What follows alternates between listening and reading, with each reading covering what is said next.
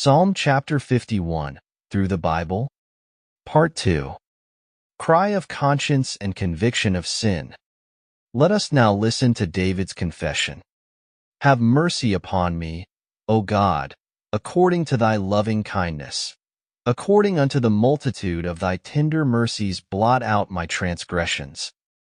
Wash me thoroughly from mine iniquity, and cleanse me from my sin. For I acknowledge my transgressions, and my sin is ever before me. Psalm 51 verse 1-3. Sin is always complicated. It never is simple.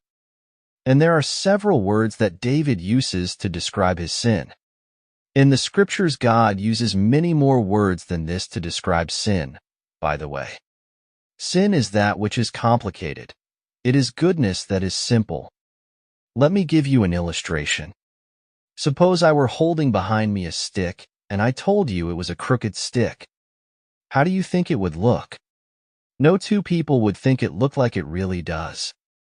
No two would agree because it could be crooked in a million different ways. But suppose I say that I hold a ruler behind me that is perfectly straight. Everyone would think of it in just one way. It can't be straight in more than one way. It is sin that is complicated. It is goodness that is simple.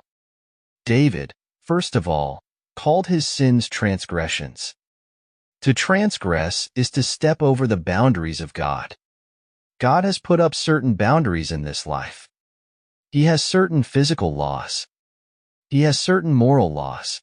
He has certain spiritual laws. Anytime man attempts to step over any of them, he'll have to suffer the consequences.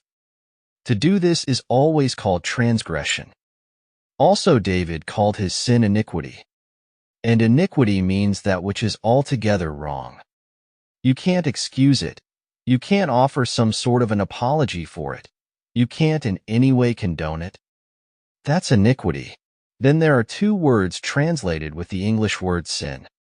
In verses 2 and 3, it is the Hebrew word chatteth, meaning sin offering.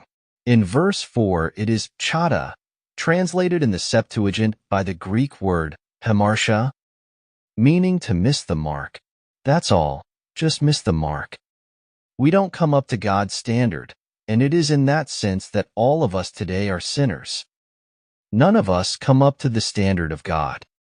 For all have sinned and come short of the glory of God. Romans 3 verse 23. Then the word evil that is used here by David means that which is actually wrong. In our day, we even have ministers who are trying to condone all kinds of immorality, but let it be understood that the Bible is still very clear on what is right and what is wrong. There are questionable areas on which the Bible is silent, I grant you, but there is also clear-cut black and clear-cut white. God is unmistakably certain on these things. Evil is that which is actually wrong. David uses this word to speak of the fact that he was wrong. He admitted it. There is a dispensational aspect to this psalm, but I am not going to deal with that here. Actually, you cannot cram this psalm into one dispensation.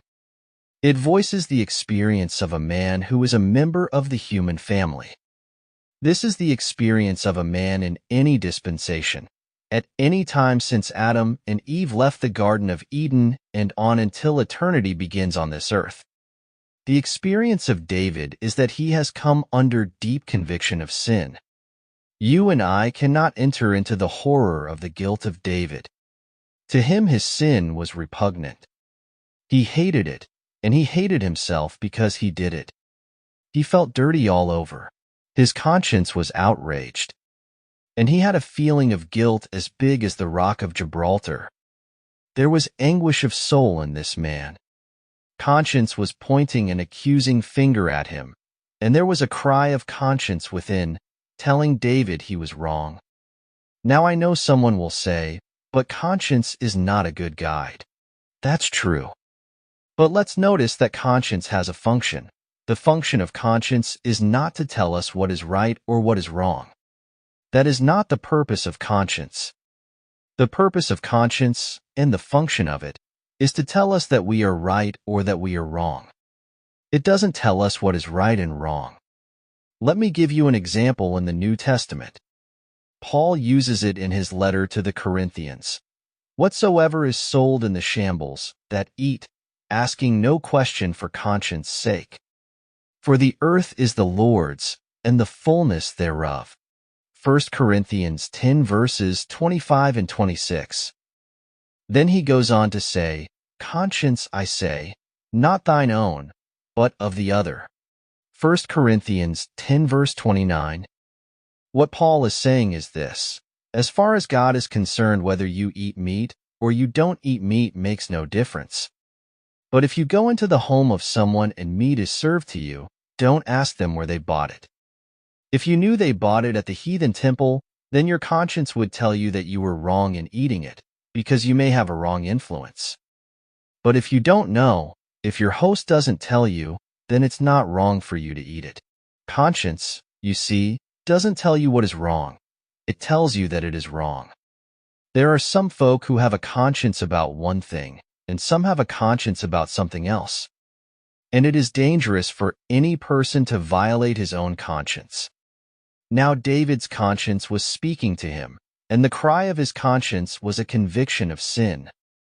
He was wrong, and there was no explanation he could offer at all. Listen to him. For I acknowledge my transgressions, and my sin is ever before me. Psalm 51 verse 3. The king said he was wrong.